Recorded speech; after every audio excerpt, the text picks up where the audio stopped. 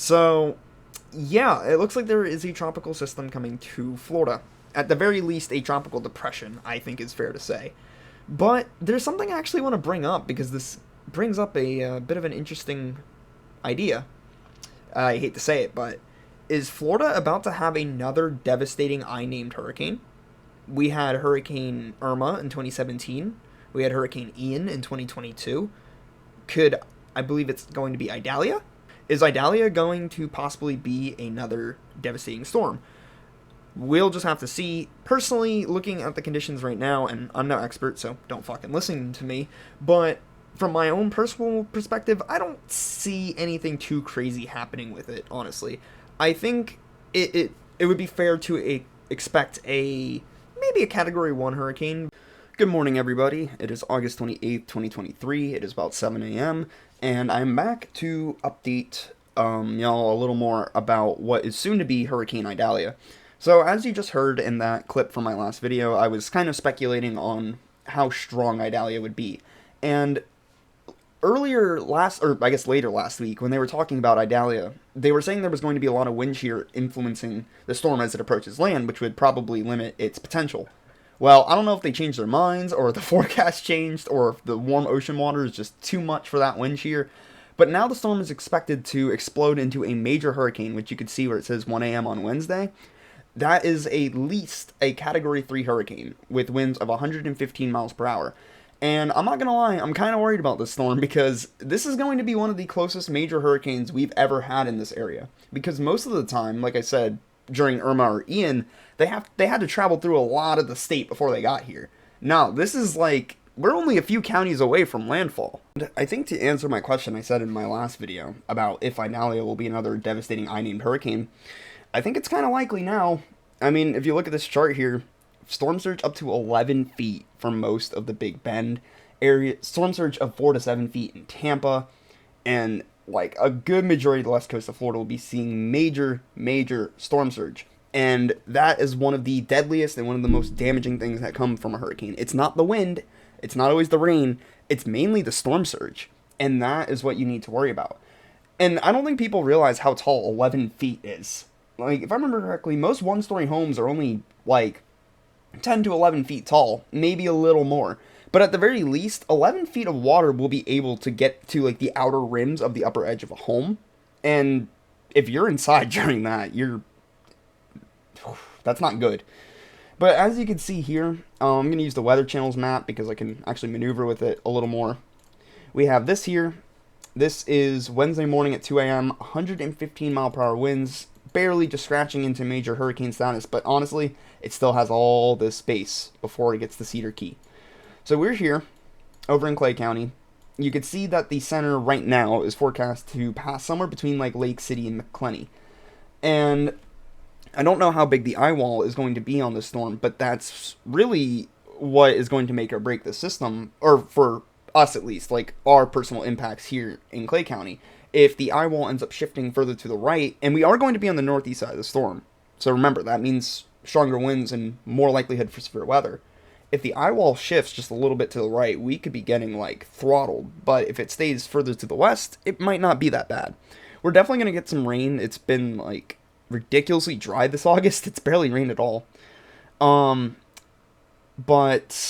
I guess we're just going to have to see what happens. Like I said, it's kind of hard, and the forecast on this storm has actually been pretty, like, reliable. A lot of the time, long-range forecasts like to shift around a lot, but no, for the most part, I mean, they've been forecasting it to hit this general area the entire time, and yeah, they've stuck to it. I think really the only thing that's shifted is it's taking a little bit more of a right angle now into Florida, but, like, that was never guaranteed its specific angle. I just know the outlook was basically along most of the west coast of Florida. So, forecasting-wise, they did a really good job on this one. Alright, so what am I going to do about it, and what's the plan?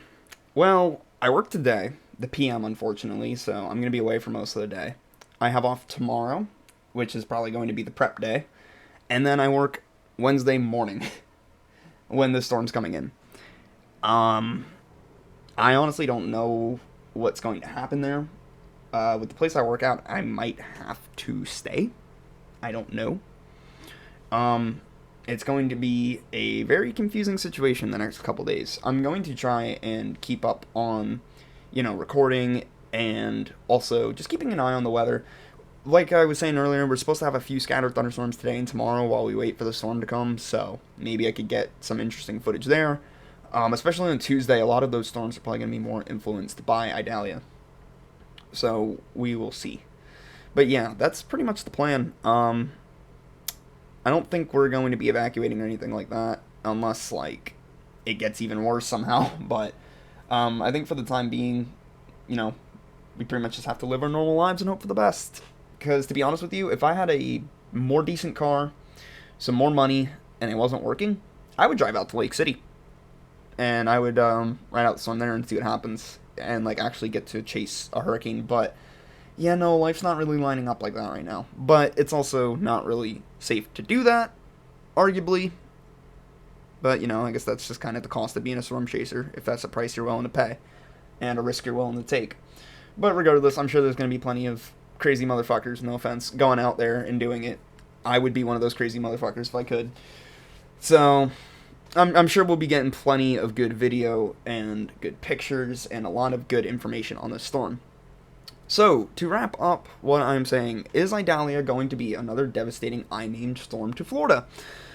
Probably, I think, especially for the Big Bend area. We're still a couple days out, so it's really hard to say how bad it will truly be.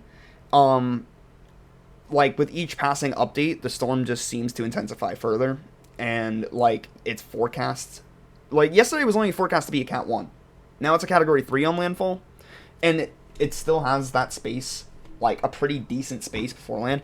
I wouldn't be surprised to see it, flash and, do a really quick rapid intensification again before landfall.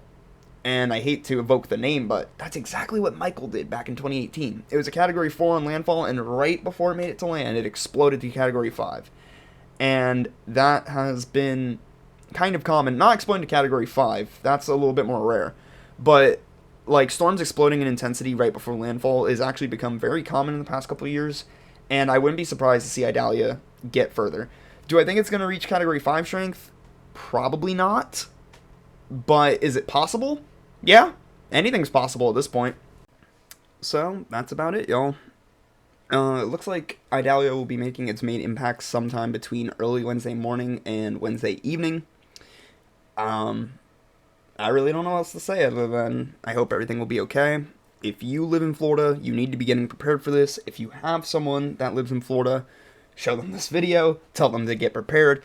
Also, please make sure you keep an eye on the National Hurricane Center's forecast, because little changes in the path can make a really big difference depending on where you are relative to the storm. So, like I said in the last video, make sure you have all your important things together, make sure you have extra gas, make sure you have food, water, all your important documents, medications, all that stuff.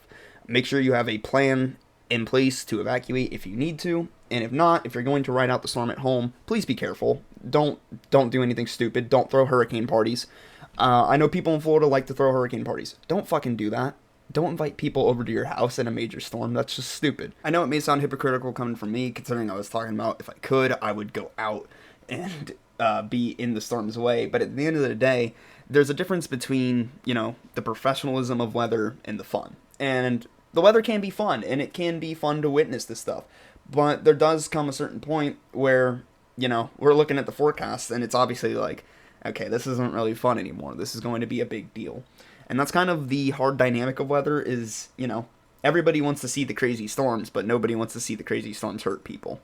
But unfortunately, as time goes on, it just becomes more and more common that these crazy storms hurt people. And we have no way to stop them, so the best thing we could do is try and mitigate the damage to life. And as difficult as that is, we just need to hunker down and ride the storm out, and we will be okay. So, that's all I have for y'all today. Please, again, if you have someone that lives in Florida, share this video with them. If you live in Florida, get prepared now, because we only have, about 2 days' time, and then things are going to go downhill really, really fast.